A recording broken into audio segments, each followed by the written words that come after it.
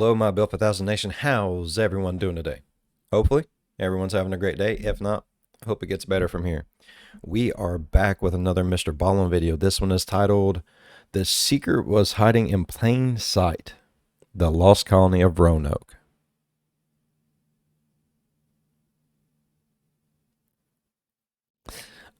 I really enjoyed the story of the Roanoke settlers and all that good stuff, so I'm very excited to get into this story. If you guys are excited as I am, please go ahead, turn them lights down low, put on something comfy, cup with someone special. Let's get intrigued. All right, let's get into it.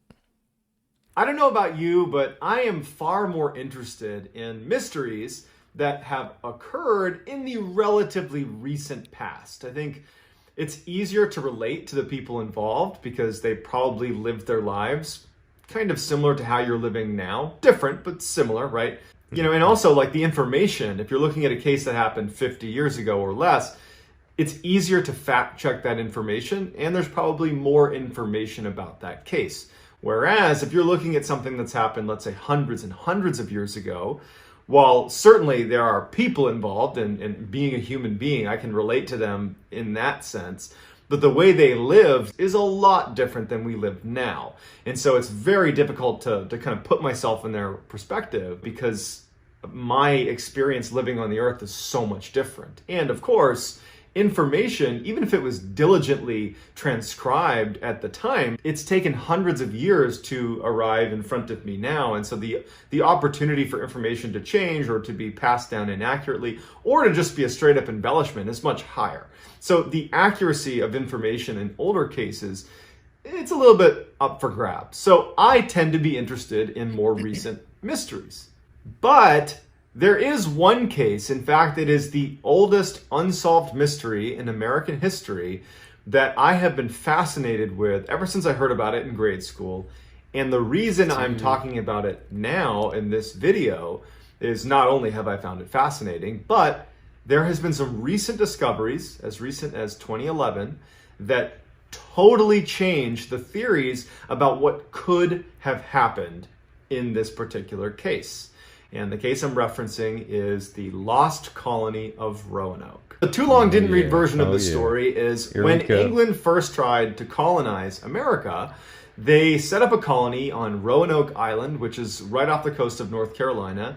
And when it wasn't going very well and the early colonists, they needed more supplies, they sent their leader back to England to get more supplies. But when he came back, the colony was gone. All 115 people gone without a trace.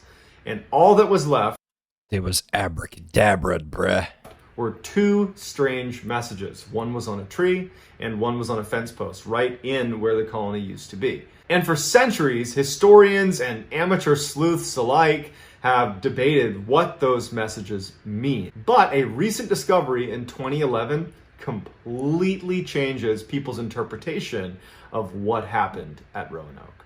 Before we get started, if you are a fan of the strange, dark, and mysterious delivered in story format, well, you've come to the right channel because that is literally all I'm going to be doing, and I post 3 to 4 times a week. So if that appeals to you, if you would, please gently assassinate the like button and then turn on all notifications so you don't miss any of these cool stories. Gently. All right, let's dive in. Gently. By the late 1500s,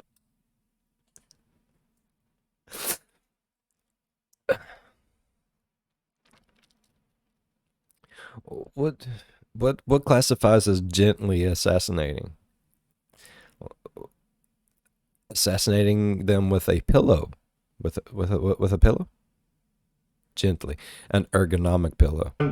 England wanted to colonize America, and in the early 1580s, an Englishman by the name of Sir Walter Raleigh was basically given a permit to go colonize America. Basically, it said, okay, it's 1580, and you have until 1591 to colonize somewhere in America. If you can't do it by then, you're going to lose your permit. He starts getting funding together. He starts, looking on a map to figure out where's a good spot to land. And by 1584, he's ready to launch his first reconnaissance mission to America. So in 1584, 2 ships make their way to North America, and they land somewhere in the Outer Banks in North Carolina.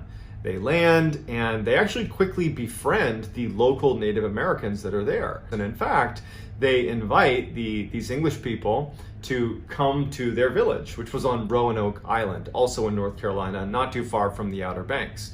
And so these early English settlers are brought to this village, and they're able to coexist with the Native Americans really beautifully. They're sharing trade secrets, they're learning how to hunt, they're learning how to do all the things that you would need if you were going to live in this new land. And again, they're being embraced by the local population, which was huge. So after 1 month of this reconnaissance mission, that group of early settlers is really excited about the possibilities of settling in America.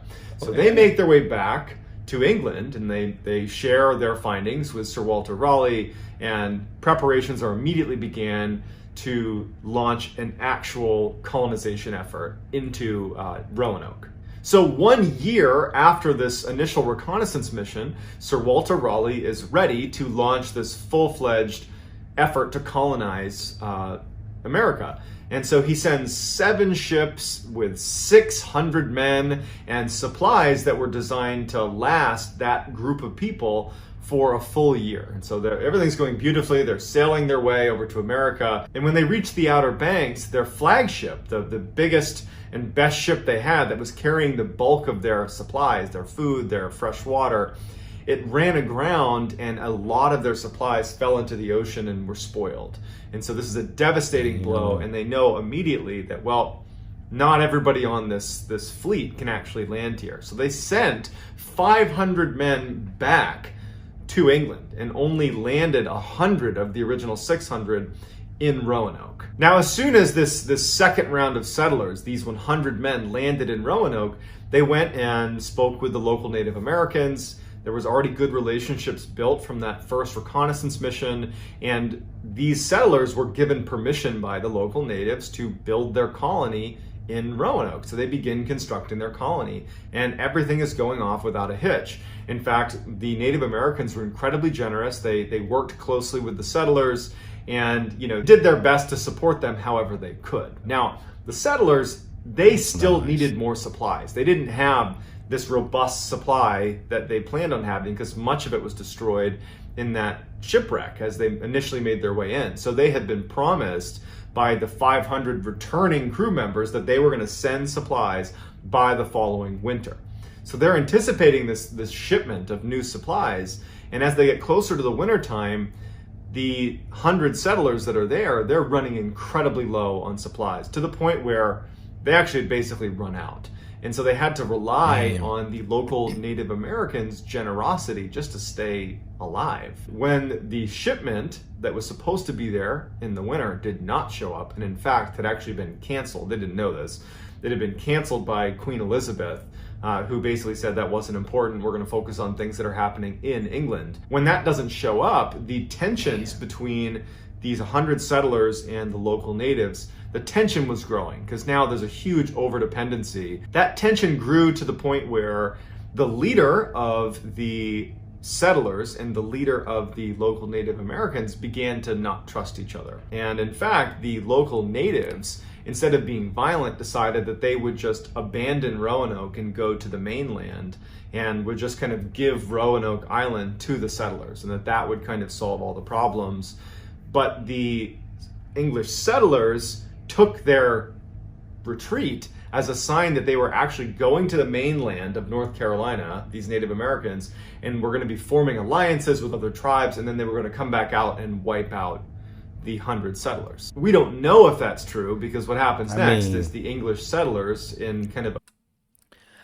No one knows anything. That's the great thing about it. Like, it could be so much different stuff that it's crazy. But yeah, what if they did end up doing that? Or what if, instead of doing that, they seen them struggling even worse, and they was like, shit, we gotta go help them, and they just started pawning them off on other tribes and stuff. It's like, look, we can't take care of all of you, we can take care of some, start splitting up, and we'll foreign exchange student this shit, bruh. I don't know. a fit of paranoia, they preemptively cross the water and they make it to the mainland and they attack the Native Americans that had previously been helping them and keeping them alive, and they actually wiped them out. These English settlers come back to Roanoke Island, and now the paranoia is even higher because now they don't have supplies, they don't know how to live there, they've just basically started a war, and it just so happens that an English-bound fleet was passing by the area on their way back to England, and when they stopped at the colony, the settlers were basically in a panic. I mean, at this point, they've just recently, wiped out this Native American tribe. They're freaking out about what's going to happen to them.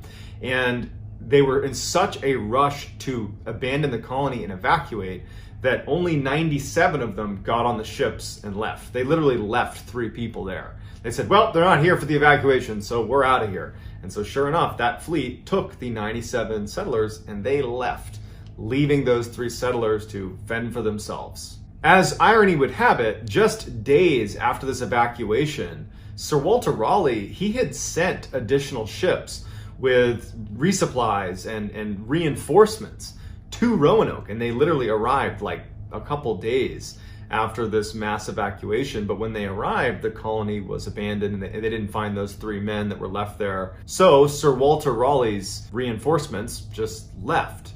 And then a couple weeks later, another English-bound fleet passed by Roanoke and stopped to check in on the colony, and they found it abandoned. And because they had so many people on this fleet that was passing by, they decided to leave 15 crew members at the colony because they felt like this is an English colony. It's not in total disrepair at this point, and perhaps this is going to be useful to the crown, or we can use it in some way. So they leave 15 crew members to basically guard the outpost while they go back to England and figure out what's going to happen next. So it would be months before anybody went back to Roanoke. So those 15 crew members were kind of hung out to dry a little bit. But a man by the name of John White, who had been a part of that initial failed colony in Roanoke, who had evacuated back to England, he was still eager to colonize America. And so he actually convinced Sir Walter Raleigh to launch a new expedition back to America to try to recolonize, not in Roanoke, but slightly north in the Chesapeake Bay, which was just viewed as a more fertile and just more advantageous position. And then in 1587, they send out 3 ships back to America to try this colonization effort all over again.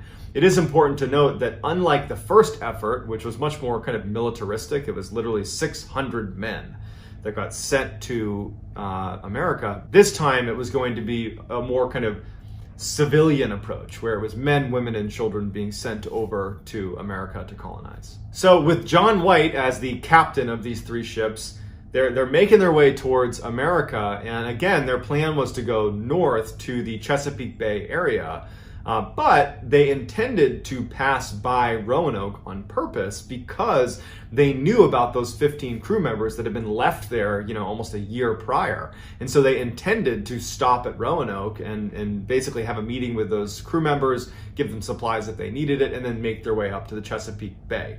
However, something strange happens where the chief navigator, a man by the name of Simon Fernandez, who had navigated during the initial reconnaissance mission, the very first trip to America, also navigated for the second trip to America when they brought the 600 men, now navigating for this 3rd trip with John White. He had the charisma of a real leader and was frankly just very well respected. He's an incredible sailor. And even though John White was technically the captain, really it was Fernandez that really had the respect of all of the people on this trip to America. And so for some reason, Fernandez decided that he just didn't want them to go up to Chesapeake Bay. And instead, when they got to Roanoke to have this meeting with the 15 crew members, he just basically told everybody to get off. Like, we're not going to go north. Everybody that's here to colonize, go ahead and get off because we're out of here. And John White didn't put up a fight. I think he recognized that the pull this guy had was going to be too much. And the crew and everybody who was there just kind of accepted it. And so even though it was a total deviation, they just begin to colonize Roanoke, even though, again, that was never their plan. So as they're literally descending upon Roanoke, they're getting ready to meet with these 15 crew members who they're really hoping are still alive, but there's no sign of them. There's no sign of the crew that were left behind, and all they find is like a little pile of bones. And John White speculated that, perhaps this is a sign that the crew members were, attacked by, the Native Americans that were seeking revenge because they had been wiped out from that initial group that had been here, the initial English settlers. John White's suspicions would actually be proven true when just a few days after the 100-plus group of colonists that kind of began setting up camp in Roanoke, a man by the name of George Howe was away from the colony a little bit, and a group of Native Americans surrounded him and shot him with 16 arrows. So it was kind of like a message to the settlers that, like, you're not welcome here. Your predecessors that wiped out an entire tribe, yeah, we haven't forgotten about that. So you're not allowed to be here. It was not a good start for John White and his new colony. Feeling like the colony was kind of doomed from the start, the colonists actually told John White, hey, if this is the way it's starting, we need more people here, we need more supplies. Like, this is not a good start. We are not set up for success here. You need to go back to England and get more supplies and bring them back here, because without that, we're doomed. And it just so happened that Fernandez, the guy that had kind of ditched them, he hadn't left the Outer Banks yet. He had anchored at the Outer Banks, and he was basically still available to take people back. And so John White initially was against the idea because he didn't want to be viewed as someone that was kind of abandoning the colony when he got back to England. And John White's daughter, who was pregnant, was there. She was one of the early colonists. She was there in Roanoke, and he didn't want to abandon her. But ultimately, he says, okay, I'll go. And he goes and gets on Fernandez. He went to get that milk and those cigarettes. His ship, and they go back to England. Now, unfortunately, when he got back to England, England was in the middle of a war with Spain. And so the Queen had ordered any English ship was basically not allowed to leave England because they needed to be able to defend themselves against the Spanish Armada. And so he wasn't able to leave England to go back to Roanoke, whether he had supplies or not, for 3 years. Damn. And so 3 years go by, and he finally, with the help of Sir Walter Raleigh, is able to be put on a convoy of ships that is going back to America with the necessary supplies. And so he heads off. So it's 1590, 3 years since John White has left Roanoke, left his daughter, and to go back for supplies. Now he's back, and he's got the supplies. And they get to the Outer Banks, and they get in their small boats to make their little journey up around to the north side of Roanoke so they can actually get on the island and go check out what's happening at Roanoke. And when they land on the north side of Roanoke, they start yelling to try to get anybody's attention. There's no answer. As they walk up into the woods, they notice that there are some fresh footprints right on the beach and then in the woods itself.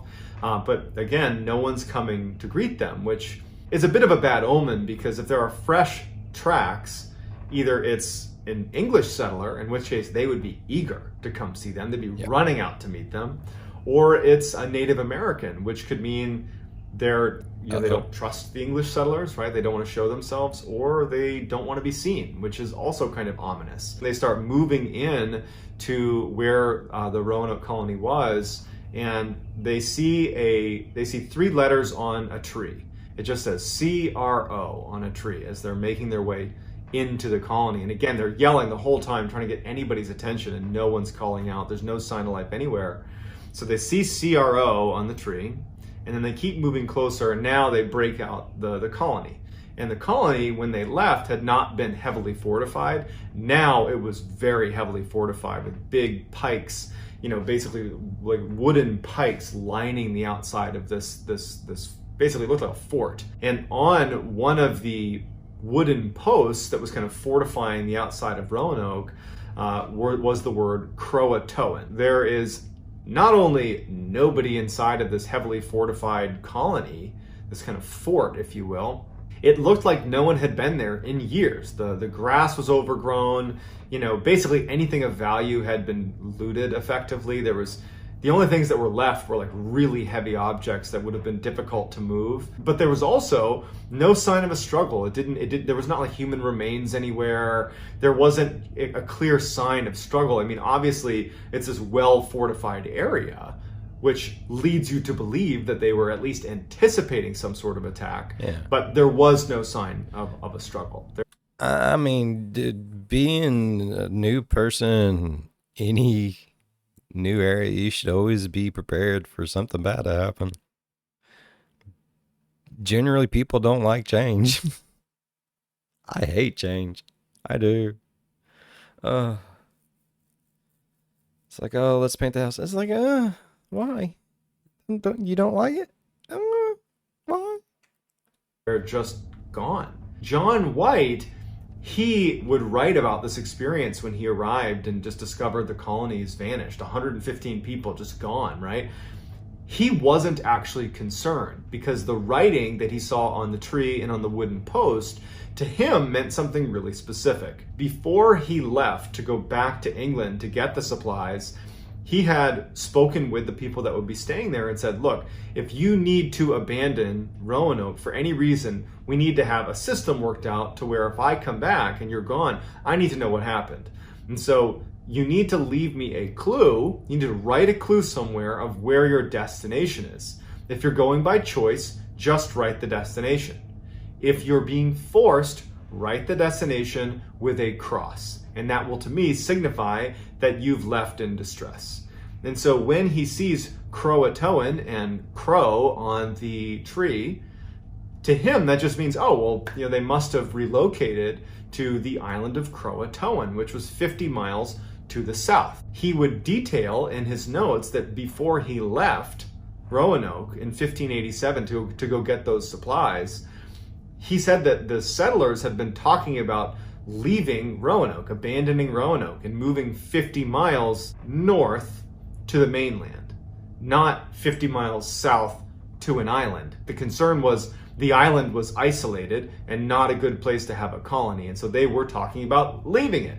And so he just kind of casually mentions in his notes, oh, well, they were thinking about leaving to go 50 miles to the mainland, so that might be why they're at Croatoan Island. But that doesn't really make any sense because you're just kind of abandoning one problem set for another. Like, you want to leave an island because an island has unique problems. Why would you go to another island? You would go to the mainland. So that was kind of problematic. So John White believes they've just... Look, we never know what's going through someone's head whenever they're lost and so alone. I mean, think about they basically probably felt like they was abandoned for 3 years. You got Indian tribes all around you that want your ass dead because the stupid ass people before you. Man, maybe they thought that if they went to the other island, it'd be harder for the Indians to get to them.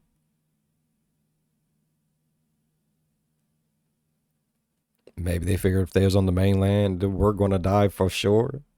At least over there on that island, we can see a boat coming at us and we can go fishing. We can walk around with our tatas out. We ain't got to worry about shit. Up and relocated to the Croatoan Island. And so he quickly takes his men and he goes back to the ship and they begin to turn and set their course to go south the 50 miles to the Croatoan Island. But as fate would have it, the anchor line snapped as they're trying to make their way south to the Croatoan Island, and the weather was getting progressively worse and worse, and they start drifting north and north until finally the captain of the crew just said, look, we cannot go to the Croatoan Island. It's not going to be possible. And so they had to return to England. John White never would return to America, so he actually would end up dying with absolutely no idea what happened to the colony. And in fact, his daughter, no one really knew what happened to the grandchild? colony. It was just this huge cliffhanger. The assumption is they've gone to the Croatoan Island, but no one could prove that they really had. Literally, for centuries, people just speculated as to what could have happened to this colony. I mean, there's the assumption that perhaps they did just go to Croatoan and eventually kind of assimilated with the Native Americans there, and they just became a part of the culture there. There was other theories that they were wiped out at some point by angry Native Americans, but it was all just assumptions until the 1930s, when a small stone was found by a man just out walking around, and he turned it into a museum, and they looked at it, and it was written by Eleanor Dare, who was the daughter of John White, the pregnant daughter that he had abandoned and didn't get to see again. And she detailed what had happened. And half of the colony got wiped out by Native Americans that were angry at them, and then another percentage were taken captive, and then there's a couple survivors that are barely able to survive, that don't really expect to live very long. At the time this stone was found, I mean, everybody knew that the last we had heard from the Roanoke colony was that they more than likely had made their way to the Croatoan Island, because that was the word written on the post, the CRO on the tree. I mean, that's what made the most sense. And so why would there be this stone by the daughter of John White 50 miles to the north of Roanoke? Wouldn't it make more sense to have been found on either Roanoke itself or at Croatoan? Like, it didn't really add up. And so a lot of people speculated that that stone had to have just been a fake, a hoax. But in 2011, a major discovery is made in the Roanoke case that actually lends a lot of credibility to the stone that Eleanor Dare had apparently written on. John White was a painter by trade, and he had created all these maps of the colony, of Virginia, of North Carolina, of everywhere he went. He basically painted a map. It was customary at the time, when you were making a map, if you had small mistakes on your map, you would actually cut a new piece of canvas, and you would put the corrections on that piece, and then you would slap it over wherever your mistakes were made. And so it wasn't uncommon, if you were looking at a map, to see little patches kind of all over the map. And so for literally centuries, there were these maps that John White had created that had a number of these little patches on the map. And in 2011, somebody who was researching said, well, why don't we look under the patches and just confirm that they really were just that, little mistakes that were covered up and corrected with a patch. And it turned out that on one of the maps, there was a patch over a section of land 50 miles to the north of Roanoke, around the area where that stone had been found. And underneath the patch was a star. And the star was set to resemble a fort. So basically there is an English fort built, basically where that stone had been found. But it had been covered over with a patch, as if the fort was a mistake, right? Like, oh, whoops, shouldn't have been a fort there. And they put a patch over it. But upon closer inspection, the patch that had been put over that X on the map that signified a fort right where that stone had been found, well, on the patch, there was literally hidden ink where someone had drawn a similar X to denote a fort, and they'd put that over the obvious fort symbol that they were covering up. One could maybe make the case that they wanted to signify to someone that was maybe looking for invisible ink, they wanted to signify that that was where the fort was, but they didn't want someone who intercepted the map, for example, the Spanish, because they'd just been at war with the Spanish.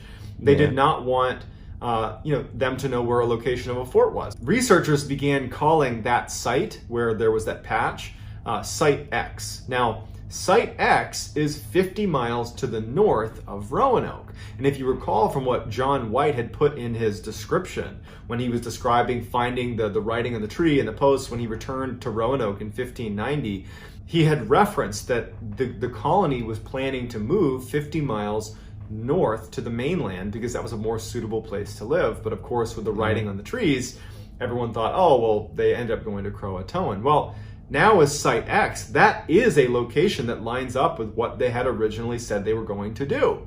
And you have that stone written by Eleanor Dare at the same location. And so archaeologists descended upon the area that was Site X, and while they haven't confirmed that there's a fort or they haven't found a fort in the area, they have found metal and pottery that is potentially indicative of an English settlement.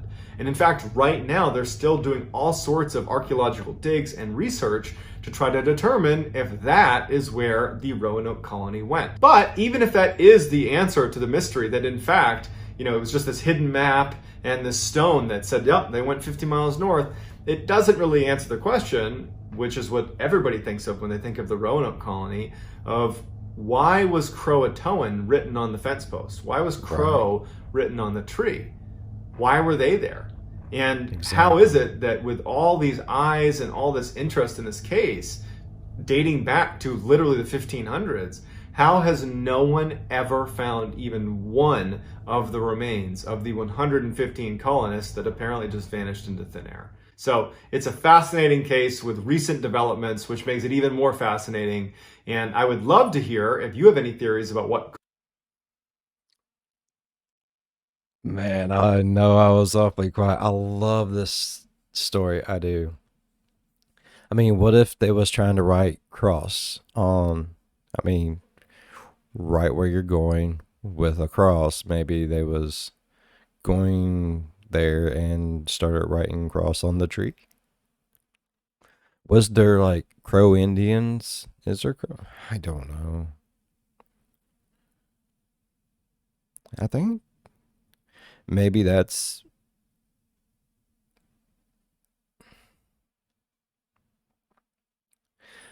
maybe the things happened at different times because she said that they was a lot of them was wiped out, some of them was captured, and then there was some that was left. Maybe they wrote one on the time where people was killed and wrote on the other the time people was captured on like who killed them, like the Indians from Croatoan who captured them. Maybe it was like Crow Indians or something. Maybe that was, I don't know. There's so many possibilities. Okay, if any of you out there have a time machine, don't say nothing. Like you don't have to tell nobody you got one. Just let me know in the comments. Like go ahead,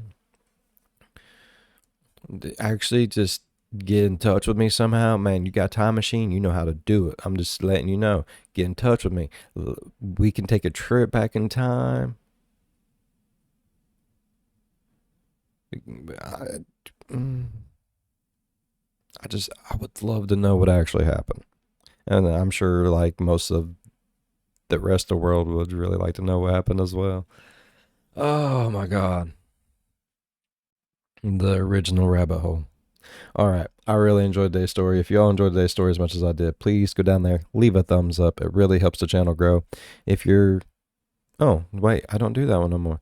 While you're down there, go on over, hit that subscribe button, become part of the Bill 5000 Nation. We do a lot of crazy shit here, bruh.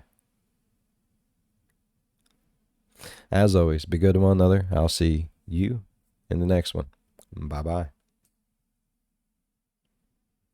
Man, it was aliens. Aliens and Bigfoots working in tandem.